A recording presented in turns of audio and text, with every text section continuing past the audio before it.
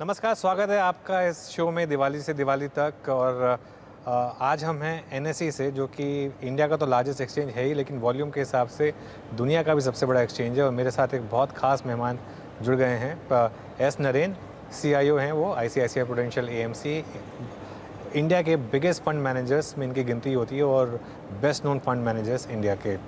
नरेन, स्वागत है आपका, और सीएनबीसी आवाज़ के दर्शकों के लिए समय निकालने के लिए शुक्रिया। सबसे पहले तो आपको और आपकी पूरी टीम को दिवाली की हार्दिक शुभकामनाएं। सभी व्यूअर्स का भी दिवाली शुभकामनाएं। तो नरेन, कैसा फील कर रहे हैं? जब ये संवत स्टार्ट हुआ था तो काफ़ी नेगेटिविटी थी दुनिया की, इस पूरी मार्केट में ये संवत एक्चुअली काफ़ी ख़राब रहा है, लेकिन हमारी मार्केट ने जो सेकंड हाफ में रिकवरी स्टेज की है उससे ऑलमोस्ट फ्लैट हो गए हैं। जबकि इतनी एफआई की सेलिंग हुई है उसके बाद भी मार्केट गिरा नहीं बिल्कुल भी, क्योंकि डोमेस्टिक लिक्विडिटी काफ़ी स्ट्रांग रही।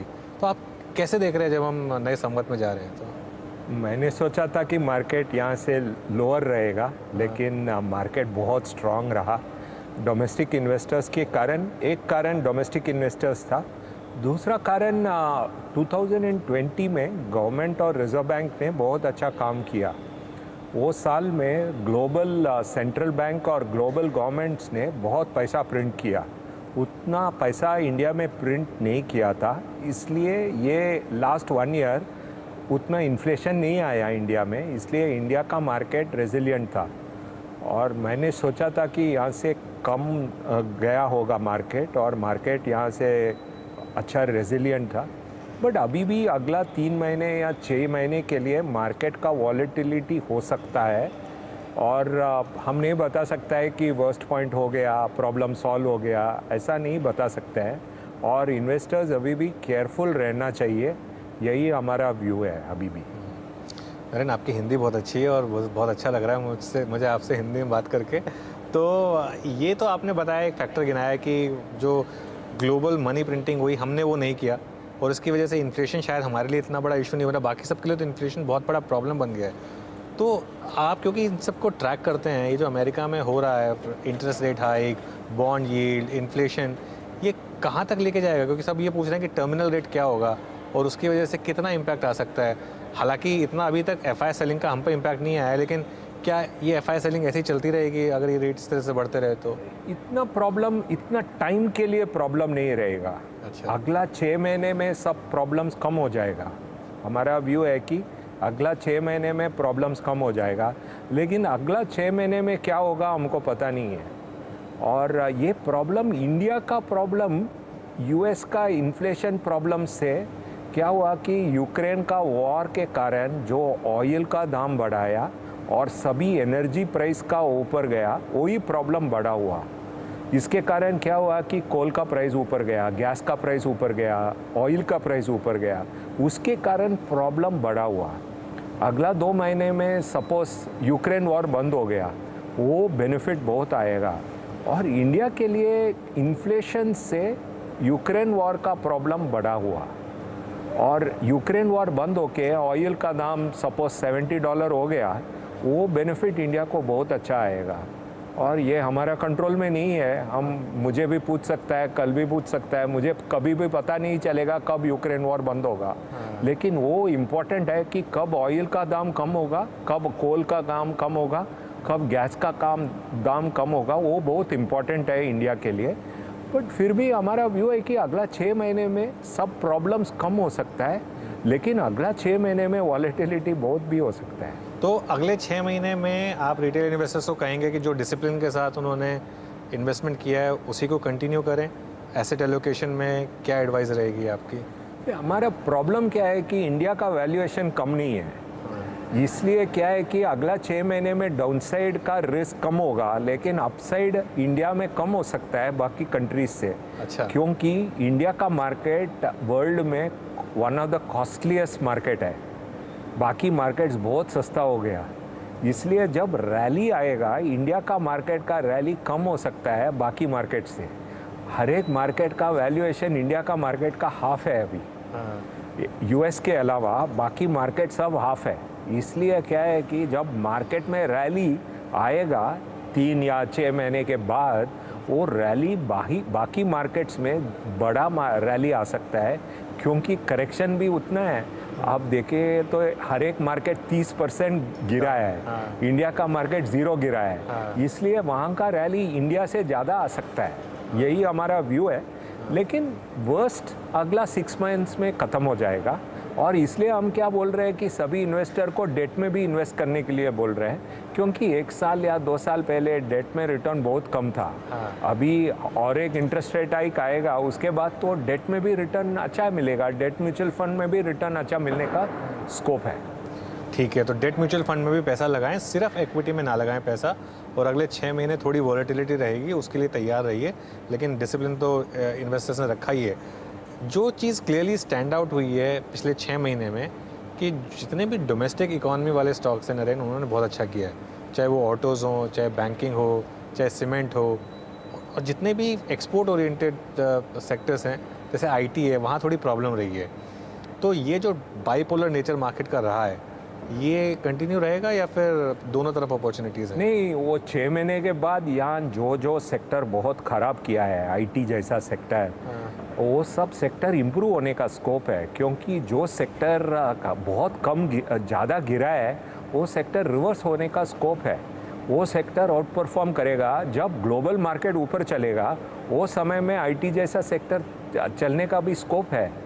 हाँ, हमारा व्यू है कि जो सेक्टर आउट परफॉर्म किया है वो कम ऊपर जाएगा, और जो सेक्टर बहुत गिरा है वो सेक्टर ऊपर जाने का स्कोप ज़्यादा है, वही हम सोच रहे हैं अभी।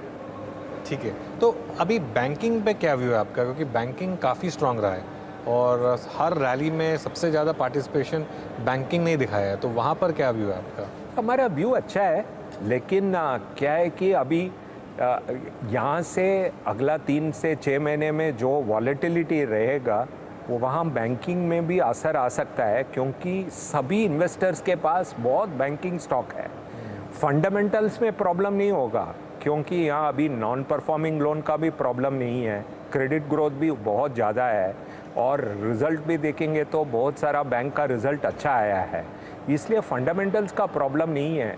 लेकिन सभी फंड में देखेंगे तो 100 रुपीज़ में 30 रुपया बैंकिंग स्टॉक्स में है, इसलिए कोई रिडेम्पशन आता है तो बैंकिंग स्टॉक्स बेचना पड़ता है, इसके कारण ही बैंकिंग स्टॉक्स गिरा था पहले। इसलिए हमारा व्यू है कि बैंकिंग का फंडामेंटल्स अच्छा है, बट सेक्टर वॉलेटाइल रहने का स्कोप है। सेक्टर वॉलेटाइल रहने का स्कोप है। नरेन, इस साल चैलेंजेस क्या क्या होंगे मार्केट्स के लिए?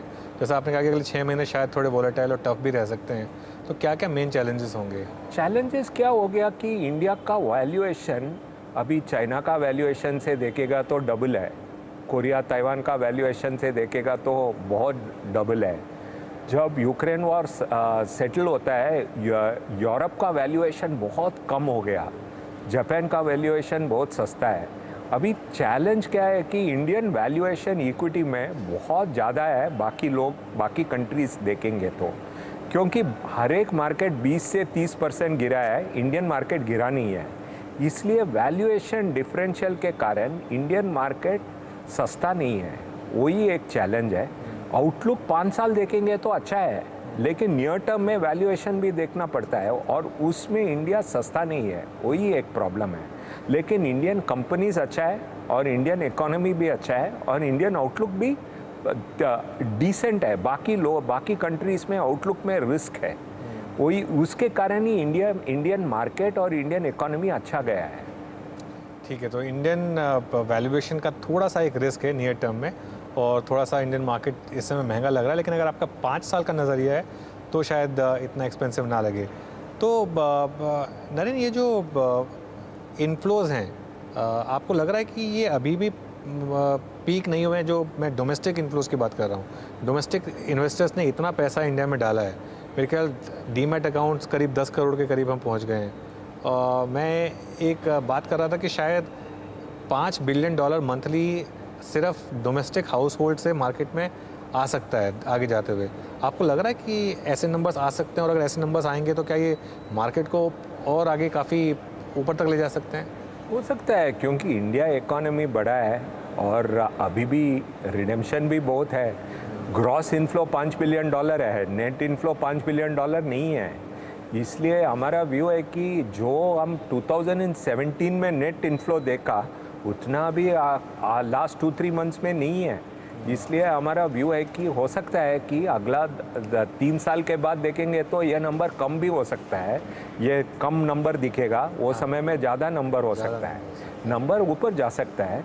लेकिन इन्वेस्टर्स को हम क्या बताते हैं, डेट में इन्वेस्ट करो, म्यूचुअल फंड, हमने बैलेंस्ड एडवांटेज जैसा कैटेगरी, मल्टी एसेट जैसा कैटेगरी को भी इन्वेस्ट करने को बोला है, गोल्ड सिल्वर में इन्वेस्ट करने को बोला है अभी, क्योंकि जब US Fed last rate hike करता है उसके बाद गोल्ड और सिल्वर ऊपर जाने का बहुत स्कोप है, इसलिए वहाँ भी इन्वेस्ट करने को बोल रहे हैं।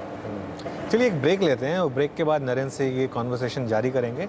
आप बने रहिए CNBC आवाज़ के साथ।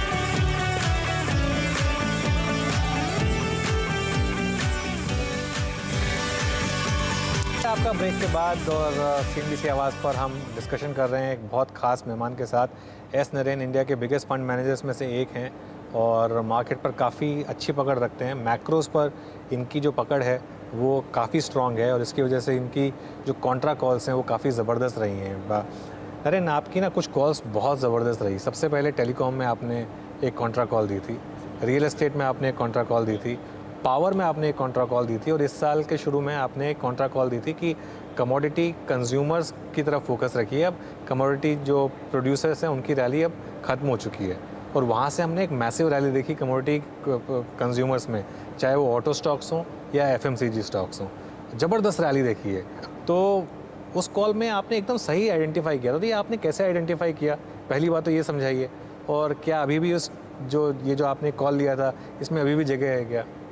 हमारा व्यू है कि जब एक मार्केट पैराबोलिक तरीके से ऊपर जाता है कोई भी, वो समय देखेंगे तो स्टील का दाम पैराबोलिक तरीके से ऊपर गया था, एल्यूमिनियम का दाम ऊपर पैराबोलिक तरीके से ऊपर गया था।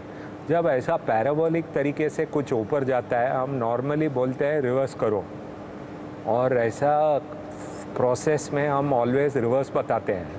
सो ऐसा ही वो समय में हमने बोला कि यूक्रेन वॉर के बाद ये सब प्राइसेस ऊपर गया था, इसलिए वो समय में सब लोगों को बोला कि हम बोलो कंज्यूमर को ले लो, कमोडिटी कंज्यूमर को ले लो, कमोडिटी कंपनीज़ को मत लो, क्योंकि मेटल कंपनीज वो समय पैराबोलिक तरीके से ऊपर जाता था। हमारा बेसिक प्रिंसिपल क्या है, पैराबोलिक जब तक पैराबोलिक नीचे जाता है वो वहाँ भी ऊपर बेट करो, जहाँ ऊपर जाता है वहाँ नीचे जाएगा करके बेट करो, वही हमारा बेसिक प्रोसेस है।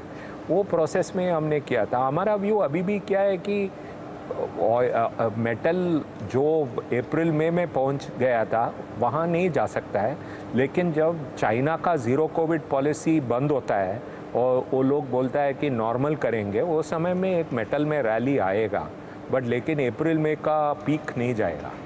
अप्रैल मई का पीक नहीं जाएगा, तो अभी भी यहाँ पर हो सकता है कि थोड़ी और कंज्यूमर्स में रैली आ जाए। कंज्यूमर्स का रैली कंटिन्यू हो सकता है, बट एक रैली आ सकता है जब चाइना ज़ीरो कोविड को अबैंडन करता है। ओके, लेकिन उसमें भी वो पिछले जो हाइज है उसको नहीं निकालेगा। नहीं आएगा। ओके, तो ख़ास तौर से बात करते हैं ऑटोज़ की, जहाँ पर आपने एक बड़ी कॉल ली थी कि यहाँ से एक अच्छी रैली आएगी ऑटोज़ में।